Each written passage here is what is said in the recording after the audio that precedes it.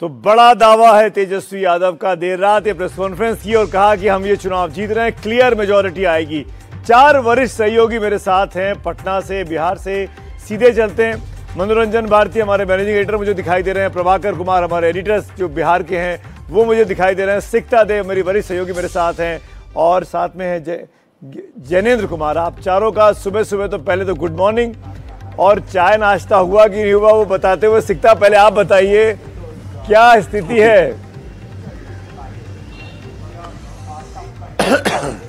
मैं बीजेपी के कार्यालय में हूँ इस वक्त सुमित, और मेरे ठीक पीछे आप देख सकते हैं बीजेपी का दफ्तर। इस वक्त यहाँ पर कोई एक्शन नहीं है, ना नेता है ना कार्यकर्ता। और जैसे जैसे आप कह रहे हैं कि 8:30 बजे तक रुझान की क्लैरिटी आएगी, तब लगता है शायद यहाँ पर कोई हलचल होगी। हालांकि कल जब हम यहाँ आए थे, जो प्रदेश अध्यक्ष बीजेपी के हैं दिलीप जायसवाल, उन्होंने कहा कि वो यहाँ आएंगे लेकिन रुझानों को देखने के बाद पहुँचेंगे। तो करीब 9 बजे से यहाँ पर एक्टिविटी बढ़ने वाली है। लड्डू मिठाई क्या वो बन रही है, उसकी भी कोई हलचल इस वक्त दिखाई नहीं दे रही है। बस हमारे जो दूसरे मीडिया सहकर्मी हैं, कॉलीग्स हैं, वो ही हैं यहाँ पर। और हम इस वक्त यहाँ पर कह सकते हैं बीजेपी दफ्तर में सन्नाटा है। लेकिन हमें याद रखना होगा कि जो इस तरह से एग्जिट पोल के नतीजे आए हैं, जो इस वक्त एग्जैक्ट पोल तो नहीं है लेकिन एक अंदाजा लगा है। और अपने चुनाव प्रचार के दौरान भी बीजेपी की तरफ से लगातार गृह मंत्री अमित शाह कहते रहे कि 160 का वो मैजिक फिगर है जिस पर एनडीए पहुंचेगी। तो देखना होगा कि आखिर 160 के आसपास पहुंचती है और बिहार की जनता ने क्या फैसला लिया है अपनी सरकार के लिए। बिल्कुल जैसी तस्वीर अभी दिख रही है, सुबह सुबह की तस्वीर भी हम अपने दर्शकों को दिखा रहे हैं। एक बार मनोरंजन भारती जी के पास जाएंगे।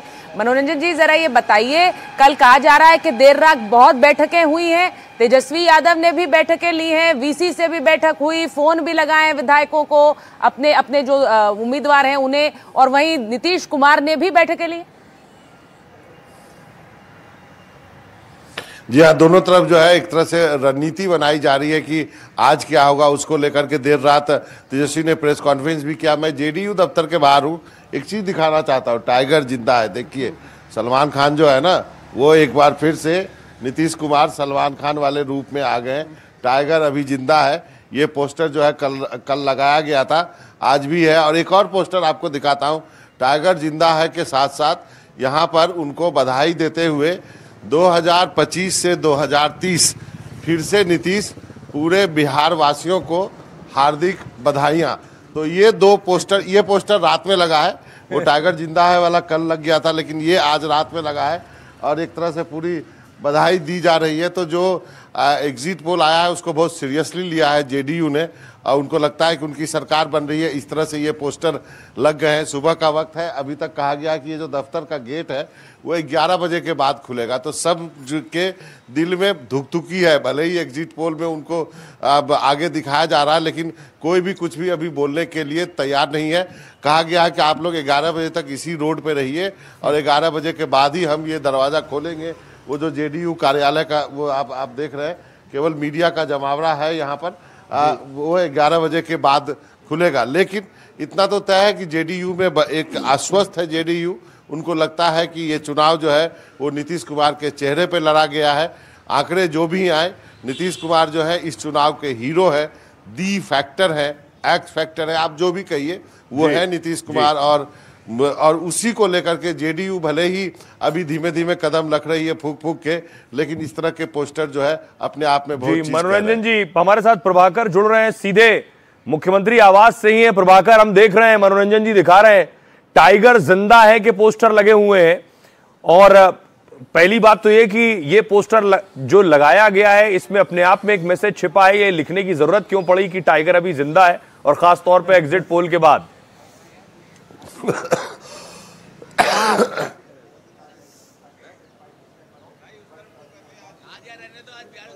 है वो ये काम करते हैं। तो आप एग्जिट पोल को अगर किनारे रख दें तो आप देखेंगे कि जो सारे खेमे हैं वो सभी सरकार बनाने का दावा कर रहे हैं। आप बात करें भाजपा और बीजेपी की, आप बात बीजेपी और जेडीयू की, आप बात करें तेजस्वी यादव की। आपने देखा कल उन्होंने कैसे प्रेस कॉन्फ्रेंस में दावा किया, और वो अपने लोगों को बोला कि आज मुस्तैद रहें, खासकर काउंटिंग सेंटर पे, ताकि अगर कोई किसी तरह की कोई गड़बड़ी होने की आशंका भी हो तो वो गड़बड़ी वो ना कर पाए। और उसके साथ ही आप पहले मैं आपको, और प्रशांत किशोर जो है वो भी दावा कर रहे हैं एक तरीके से कि हम भी सरकार बनाएंगे। तो सभी दावा कर रहे हैं। देखिए ये मुख्यमंत्री आवास है, ये सरकारी आवास है, एक अन्य मार्ग है यानी कि मुख्यमंत्री बिहार के सरकारी आवास, और ये पूरी लड़ाई इसी की है, इसी आवास की लड़ाई है। अभी यहाँ पर मुख्यमंत्री नीतीश कुमार विराजमान हैं और तेजस्वी यादव चाहते हैं, अच्छे तेजस्वी यादव का जो घर है जहाँ वो रहते हैं, वो लालू प्रसाद यादव और राबड़ी देवी का जो आवास है, वो ठीक इसके एक सड़क पार करेंगे तो उसके बाद उनका घर है, तो उन्हें बहुत ज़्यादा मशक्क़त नहीं करनी पड़ेगी। हालांकि उन्होंने प्रेस कॉन्फ्रेंस में भी बात बोला था कि बस केवल एक रोड क्रॉस करना होगा, तो उसी रोड क्रॉस करने की पूरी कवायद है ये कि वो चाहते हैं कि वो रोड क्रॉस करके इस आवास में, यानी कि जो एक अन्य मार्ग है वहाँ पर विराजमान हो जाएं। और अभी जैसे ही आपको ईवीएम का पिटारा खुलेगा, उसके बाद आपको पता चलेगा कि उनकी ये जो इच्छा है ये इस बार पूरी हो पाती है कि नहीं। जी बिल्कुल, और जैनेंद्र भी हमारे साथ हैं, मैं जैनेंद्र को देख पा रहा हूँ। जैनेंद्र, इस चुनावों में अगर महागठबंधन अच्छा करता है या खराब करता है तो बहुत बड़ा ठीकरा, बहुत बड़ी जिम्मेदारी, बहुत बड़ी वाहवाही कांग्रेस पार्टी की भी होने वाली, जैसा भी रिजल्ट आएगा महागठबंधन का। इस सिलसिले में आप, क्योंकि कांग्रेस दफ्तर पटना में मौजूद है, मैं जानता हूं कि सुबह का वक्त है, अभी तो बहुत ज़्यादा हलचल शायद ना हो, लेकिन कल जब तेजस्वी ने प्रेस कॉन्फ्रेंस की रात को, उनके आसपास मुझे मुकेश सैनी साहब दिखाई दिए, दीपांकर भट्टाचार्य दिखाई दिए, बाकी कांग्रेस के नेता कहां हैं पटना के? वो क्यों नहीं दिखाई दिए उनके अगल बगल? सुमित जी थे, कृष्णा लावरू जो बिहार कांग्रेस के प्रभारी हैं वो भी तेजस्वी के बगल में बैठे थे, हालांकि फ्रेम में वो नजर नहीं आ रहे थे। वो भी प्रेस कॉन्फ्रेंस में मौजूद थे, जो बैठक की गई तैयारियों के लिए और रणनीति के लिए, काउंटिंग को लेकर और एक फीडबैक की क्या जो ओपिनियन एग्जिट पोल बता रहे हैं और वास्तविक स्थिति जो महागठबंधन की अपनी है वो क्या हो सकती है, उसको लेकर के जो बैठक हुई उसमें कृष्णा लावरू भी मौजूद थे। तो महागठबंधन में फिलहाल एकजुटता है, अब नतीजों के बाद क्या होता है वो देखना होगा। सदाकत आश्रम में मैं हूं पटना में कांग्रेस के मुख्यालय में, और आज चाचा नेहरू का जन्मदिन है। उनकी मूर्ति जो पर सुबह देखिए फूल वगैरह चढ़ाए गए, फूल माला आदि चढ़ाए गए हैं, और फिलहाल कोई नतीजों को लेकर के कोई तैयारी नहीं है। सदाकत आश्रम एक जमाना था जब बड़े नेता यहां रहा करते थे, अब कल्चर यही कि नेता 5 स्टार होटलों में रहते हैं, तो फिलहाल सुबह यहां पे कोई गहमा गहमी नहीं। और जो बात है महागठबंधन की जीत में कांग्रेस को बहुत अहम भूमिका निभानी होगी। देखिए जेडीयू और बीजेपी की जो जुगलबंदी है, दोनों परफॉर्म करते हैं और इसीलिए लगातार जीत होती है। कांग्रेस का स्ट्राइक रेट कम रहता है, पिछली बार भी यही वजह रही थी, तेजस्वी चूक गए थे यंगेस्ट सीएम बनने से, और इस बार भी अगर महागठबंधन को जीतना है तो कांग्रेस को बेहतर प्रदर्शन करना होगा। और अगर कांग्रेस प्रदर्शन बेहतर करेगी, उसी सूरत में तेजस्वी जो है वो सबसे युवा मुख्यमंत्री के तौर पर आज उभर सकते हैं। और अगर ऐसा नहीं हुआ तो जाहिर सी बात है वास्तव फिर से एक बार ठीकरा कांग्रेस के सर फूटेगा। प्रेस कॉन्फ्रेंस भी की है, अपनी बात भी रखी है। यहाँ स्टूडियो में बात रखने के लिए वरिष्ठ पत्रकार सतीश के सिंह आ गए हैं, विजय त्रिवेदी जी हमारे साथ हैं, बद्री नारायण जी स्टूडियो में जुड़ गए हैं। बहुत बहुत स्वागत आप सभी का। जब एग्जैक्ट पोल का दिन आ गया है सर, एग्जैक्ट मैंडेट का दिन आ गया है, उससे पहले जरा जल्दी जल्दी पूछ लें, फाइनल एग्जिट पोल क्या लग रहा है, बिहार में क्या होने वाला है और क्या एक क्लियर मैंडेट बिहार देगा? विजय जी, मुझे लगता है कि क्लियर मैंडेट तो होगा ही। ठीक है, जिस तरह का बाइपोलर इलेक्शन रहा है और बहुत स्ट्रांगली सब लोगों ने वोट भी डाला है, जितना अच्छा वोट परसेंटेज रहा है, और खासतौर से सेकंड फेज में तो बहुत ज़बरदस्त तरीके से रहा है, तो पटना अपना क्लियर कट मैंडेट देने के लिए तैयार है। और जैसे सुमित जी जैसे अनुभवी लोग हैं ना, जिस तरह से हमारे सारे सहयोगियों को जिस नंबर से बुलाया है, वो भी क्या कोई एग्जिट पोल को और एग्जिट पोल के बीच की कोई लाइन मैसेज दे रहे हैं सुमित? मुझे नहीं पता कि कांग्रेस को सबसे बाद में याद किया। दे दीजिए, मेरे पीछे सुबह अभी तो 6:15 बजा है, पूरा दिन आपको मेरे साथ रहना है विजय जी। आप अपने नंबर दीजिए, आप क्लियर कट मैंडेट के साथ वहां पर आएंगे।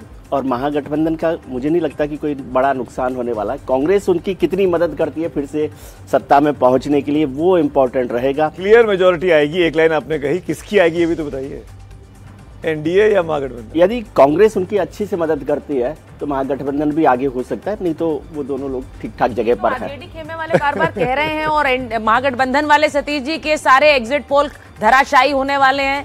धराशायी हो जाएंगे सतीश जी एग्जिट पोल से, महागठबंधन कह रहा है। अरे एग्जिट पोल धराशायी होने के लिए ही होते हैं। अच्छा, उन्हीं का एग्जिट पोल का ही एग्जिट होता है। देखिए दो, अभी से या पहले से ऐसा था है?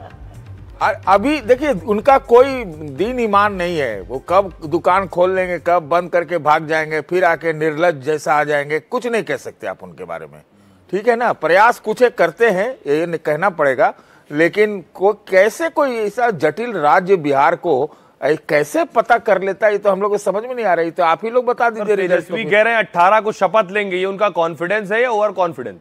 मुझे लगता है ये ओवर कॉन्फिडेंस है। देखिए एक चीज हमें दो लाइन बस कहना चाहता हूं। पहला तो ये कि एनडीए अगर माने एनडीए तो, या हम तो इसे नीतीश अलायंस कहते हैं, कि बीजेपी खास तौर से किसी कीमत पर चुनाव जीतना चाहती है।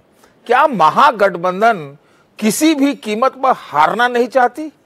अगर ऐसा होता तो 60 दिन एक व्यक्ति गायब हो गए, और उसके बाद इनके बॉडी लैंग्वेज में देखिए, कल रात का भी आप प्रेस कॉन्फ्रेंस का जिक्र कर रहे हैं। सतीश जी, इसी में एक चीज और जोड़ दूं मैं, कल रात को तेजस्वी ने ट्वीट किया है, एक वरिष्ठ अधिकारी के घर से एक वरिष्ठ मंत्री निकलते हुए, रात को करीब 1:30-2 बजे का पिक्चर है, वो तेजस्वी यादव के ऑफिशियल हैंडल से ट्वीट हुआ है। नितिन नवीन निकल रहे हैं उनके घर से बाहर, प्रत्यय अमृत साहब के कमरे से बाहर। इसको आप कैसे देखते हैं? देखिए, ये बहुत सजग है महागठबंधन, कम से कम काउंटिंग को लेकर के लगातार तेजस्वी इसमें प्रेस कॉन्फ्रेंस कर रहे हैं। बिहार का चुनाव सुमित इस तरह से आप इसको देखिए कि ये 10,000 बनाम ये जो जातियों का, जो सामाजिक न्याय की जातियां हैं 85% है, इसके बीच का चुनाव है। और इधर नीतीश का 10,000 ही है। तो लगता होगा तेजस्वी को कि भाई इस तरह से हो रहा है, और नितिन नवीन और प्रत्यय अमृत के बीच में तो कुछ संबंध भी अच्छे हो सकते हैं, ऐसा मेरा मानना है। तो ये जो लगातार हमले कर रहे हैं, वो अपने आप को चौकस कर रहे हैं, अपने कार्यकर्ताओं को, कि आप डटे रहिए। क्योंकि दर्शकों को बता दूं, अब तस्वीरें आनी शुरू हो गई। राजनीतिक पार्टियों के जो पॉलिटिकल एजेंट्स होते हैं वो पोलिंग बूथ पर, काउंटिंग बूथ पर माफ करिएगा, पहुंचने लगे हैं। और 8 बजे से इनकी निगरानी में, इनके सामने ही चुनाव आयोग के अधिकारी वोटों की गिनती करते हैं। राजनीतिक पार्टी के प्रतिनिधि वहां मौजूद रहते हैं। इनफैक्ट एक इंडिपेंडेंट जिस सीट पे खड़ा होता है उसका प्रतिनिधि भी काउंटिंग सेंटर में मौजूद रहता है, ताकि कहीं किसी के मन में शंका ना रहे इस काउंटिंग को लेकर। और लोगों के रिएक्शंस भी आते जा रहे हैं, वो भी हम आपको सुनाते रहेंगे। लेकिन एक क्विक रिएक्शन में पहले बद्री जी का ले लूँ। बद्री जी, आपके हिसाब से ऊंट किस करवट बैठ रहा है? देखिए, ऊंट तो बैठा है, अब करवट जल्दी तय हो जाएगा। लेकिन एक बात आप बताना पड़ेगा सर, मैं आपको जाने नहीं दूंगा ऐसे। लेकिन एक बात जरूर क्लियर है सुमित जी, कि ये चुनाव बहुत क्लियर मैंडेट जनता देने जा रही है। ये फंसा हुआ चुनाव नहीं है, बहुत साफ ढंग से परिणाम देगी जनता। और आपने देखा होगा पिछले दिनों ट्रेंड जो प्राय चुनावों के रहे हैं, जनता ने बहुत क्लियर मैंडेट दिया है।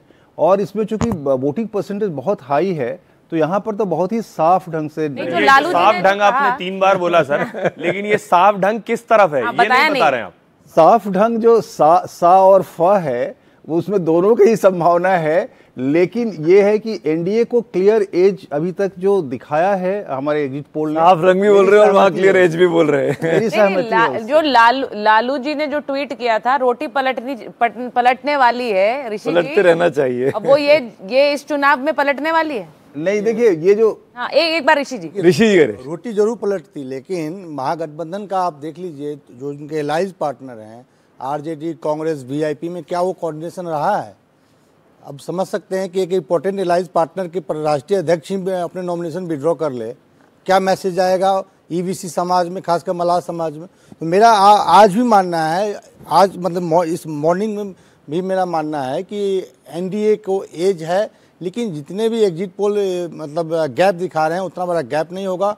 क्लोज फाइट है, लेकिन एनडीए की एज है 125 से 140। जी, ये जो तस्वीर आ रही है इस वक्त स्क्रीन पर, ये काफी सारी भीड़ सुबह सुबह नजर आ रही है। और ये ध्यान रखना चाहिए कि तेजस्वी यादव बार बार अपने वर्कर्स से कह रहे हैं कि कोई गड़बड़ी नहीं होनी चाहिए, अपने अपनी एक तरह से जगह बना के रखो, देखते रहो कोई काउंटिंग में कोई गड़बड़ी ना हो, अपना स्ट्रांग रूम बिल्कुल स्ट्रांग रखो। अब ये तस्वीर जो सोमू के पास चलते हैं वो आरजेडी दफ्तर से ही है। सोमू, जरा बताइए, ये जो संदेश बार बार तेजस्वी ने दिया है, उसका असर अभी इस वक्त काउंटिंग से पहले हो क्या रहा है ग्राउंड पर?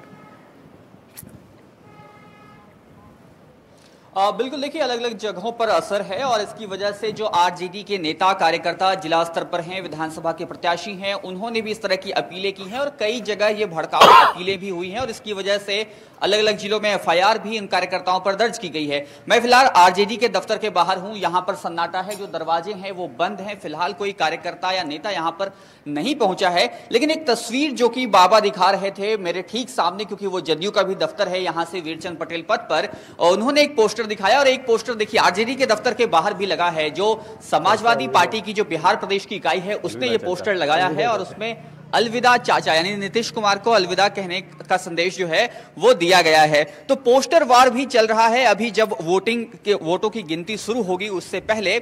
और सबसे अहम बात यह है कि जिस नौकरी के नैरेटिव को बना करके तेजस्वी यादव ने युवाओं को रिझाने की कोशिश की है, उससे जुड़ा ज्यादातर पोस्टर जो है वो नहीं दिखता है। और बाकी जो घोषणाएं उनकी थी, चाहे वो माई बहन योजना और बिजली फ्री की योजना, उसके पोस्टर्स ज्यादा दिखते हैं यहाँ पर आरजेडी दफ्तर में। फिलहाल नेता कार्यकर्ता नहीं पहुंचे हैं, सब लोग काउंटिंग सेंटर्स पे जा रहे हैं और बार बार आरजेडी की तरफ से संदेश इसलिए दिया जा रहा है कि 2020 में कई सीटें ऐसी थी जहां पर बहुत कम मार्जिन से जीत हार तय हुई थी और आरजेडी का आरोप था कि प्रशासन ने उनको उन सीटों पर हराया। जैसे बीजेपी के दफ्तर से और बहुत से कल तस्वीरें आ रही थी मिठाई के ऑर्डर की, ये मोकामा में अनंत सिंह की तरफ भी मिठाई का ऑर्डर बन रहा था, दे दिया गया था, वहां तो गोभी की सब्जी और पूड़ी भी तली जा रही थी। ये आरजेडी और कांग्रेस के खेमे में हो रहा है या नहीं हो रहा? वहां से कुछ जानकारी आपके पास? मिठाई बन रही है? देखिए, फिलहाल आरजेडी के दफ्तर में तो ऐसी कोई तैयारी नहीं है, लेकिन मोकामा के बारे में इंटरेस्टिंग यह है कि अनंत सिंह भी अपने समर्थकों के लिए भोज की व्यवस्था कर रहे हैं, लड्डू बनवा रहे हैं, सब्जियां बनवा रहे हैं। लेकिन वही जो उनके जो विरोधी हैं सूरजभान सिंह की पत्नी, क्योंकि वहां पे चुनावी मैदान में थी, सूरजभान सिंह भी अपनी तरफ से तैयारी कर रहे हैं। तो मोकामा का केस काफी इंटरेस्टिंग केस है, बाकी जगहों से बिल्कुल अलग। बिल्कुल, मोकामा की तस्वीरें इंटरेस्टिंग चुनाव भर रही है और वहां से सबसे ज्यादा सुर्खियां भी रही हैं। इस बीच बता दें कि तकरीबन 1.5 घंटे बाद पहला रुझान, उम्मीद करिए कि आपके स्क्रीन पर एनडीटीवी इंडिया पर आपको दिखना शुरू होगा। हम एक छोटे से ब्रेक के बाद हाजिर हो रहे हैं, लेकिन ये बड़ी कवरेज यहां जारी रहेगी।